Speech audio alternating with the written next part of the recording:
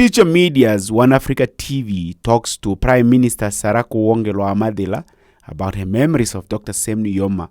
I am Envaldi Matthews.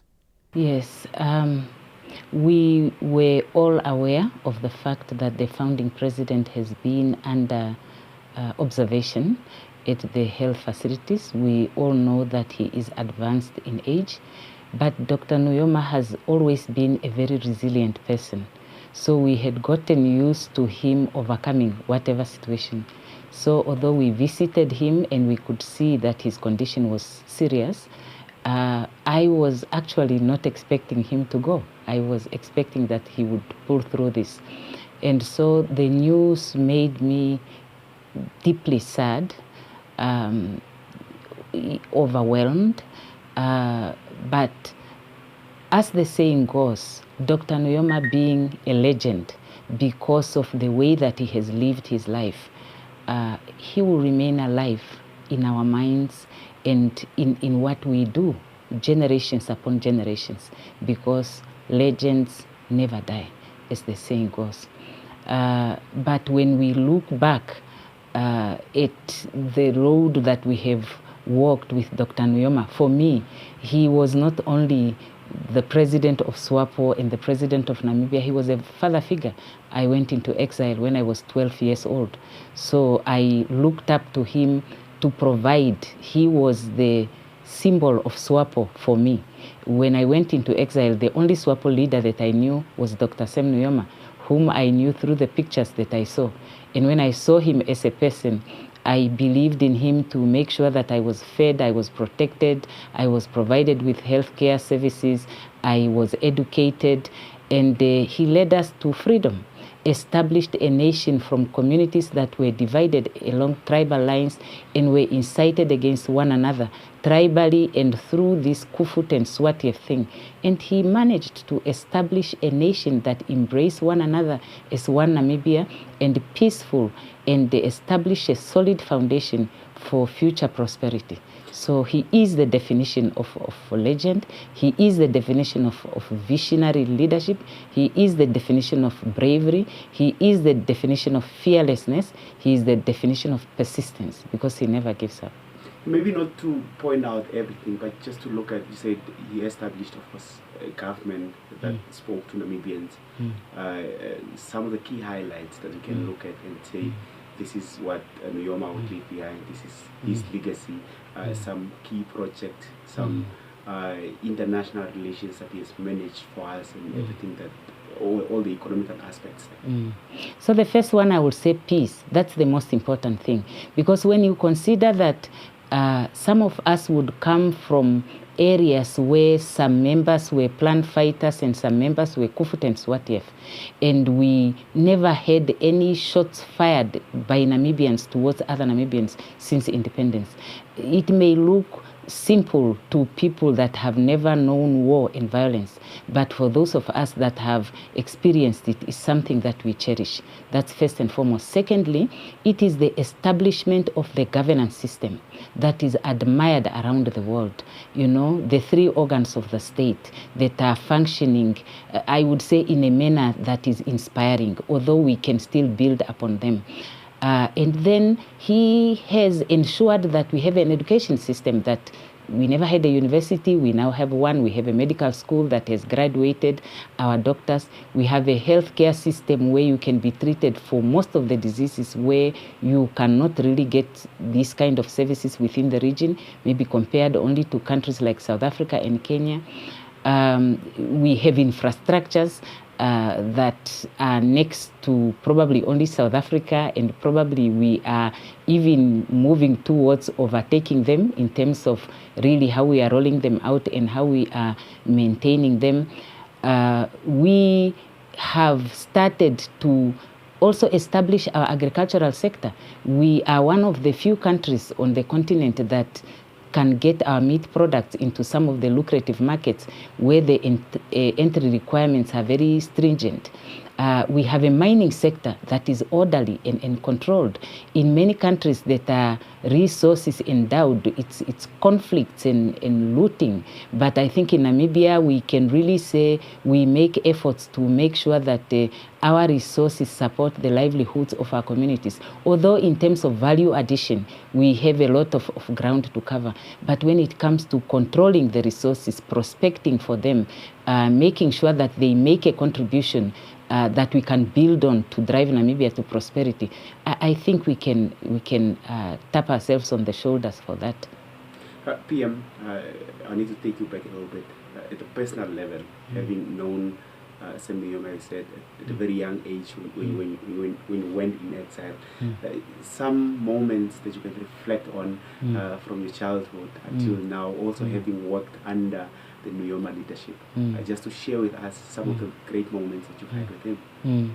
Some of the great moments I have had with him is when at the time that I was graduating from Tobias Hainyeko military training, I was selected to deliver a statement on behalf of my colleagues with whom we graduated, and I had an opportunity to receive a gift, as a kind of award from the president. I interacted with him directly, and I had an overwhelming sense of feeling loved and protected. I think one attribute that I didn't talk about the founding president is his charisma. When he's there, he oozes with happiness and confidence. You feel loved and protected. That is actually what I felt. So although I was in exile, I never really felt as exile in Oshiwambo means upongekwa. I never felt upongo when I was in exile, because I felt that I was under the wing of the founding president. The second thing that I noted is his inspiring nature. When he starts to talk, whatever problem you thought you had, you will forget it. And when he would say, Namibia shall be free, it doesn't matter how powerful the South African Defense Force is, we have conviction and we have justice on our side. Every time I attended a meeting that he addressed, I felt inspired. There was never a time that I had any doubt that Namibia would be free, although he also taught us to be prepared to sacrifice for Namibia. So I never really focused on seeing myself in a free Namibia. I actually never thought that I would ever come back to Namibia alive, but I never had any doubt that Namibia would be free. And so I was inspired to give my own contribution to the freedom of Namibia, because that is what he demonstrated to us. He was never about himself. It was about Namibia. And the other thing that I also noted about the founding president is that he is a genuine person. For him, what you see is what you get. If he is not happy about something, he would say it. If he makes a commitment, he would live up to that commitment, whatever inconveniences that he has to go through. And he is issues focused. So he will correct you and you feel corrected and mentored. He never really make you feel small or, unloved or anything like that. It was about the issue. And when you correct it, he shows you as much love as the one that he did not admonish. The PM, lastly, the key take or the inheritance that he is leaving us with as Namibians. Of course, you've spoken about unity, one of the things that you always preached about. Us as Namibians, from all the generations, especially the younger ones that maybe did not get much time to spend with him, what is that one thing that we should, or what are some of those key things that we should take from Nujoma moving forward as a nation? Yeah, what I think we should take from him is that only we can bring about the change that we want to see. Because Dr. Nujoma would never complain to you about what we need from who and who has not come through for us. He is always talking about what we need to do in order to get where and how we should persist. And he would leave that advice that he is giving you. So he actually lead by example. So you follow him. And I think that's the best type of leader that you can ever have. It's not the one that tells you you do 1, 2, 3 and calls you have failed. He will say, we have to do this, and then he rolls his sleeves and he does that. Number two, he is resilient. So he will never make you believe that it's easy to achieve something. He always makes you know that it is going to be hard, you have to make sacrifices. But whatever it takes, you never give up, because he never gives up himself. And of course, the third part is unity, because he would always say, our forebearers were very brave. They didn't have guns. They fought with bows and arrows, fighting people with guns. They fought to the death, but they could not achieve their objective because they were not united. So he would always say, a people united working for the common goods of all members of society would always emerge victorious. And you can see it that when you are united in purpose and action, it is easier to achieve goals. The other is sacrifice. You know, you see him, the way he lived his life. He never tried to display any affluence. He never focused himself on that. And we are not saying that people who are successful are necessarily bad, but you know, he lived a life of sacrifice. And we must be prepared to sacrifice if we are going to be able to achieve what we need to achieve. And very last, I as a journalist might have omitted something, or you personally might have something that you just want to say that would add value to our interview, just to close off.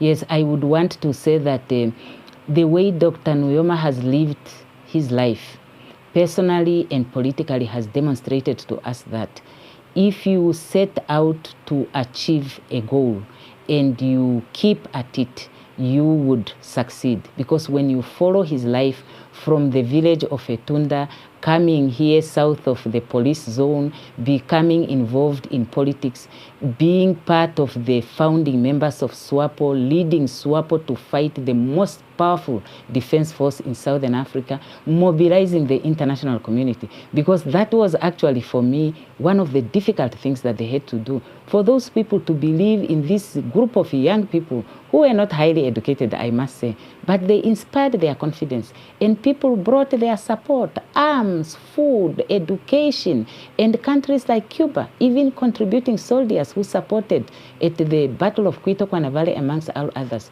which had a decisive impact on our progress in bringing independence to Namibia.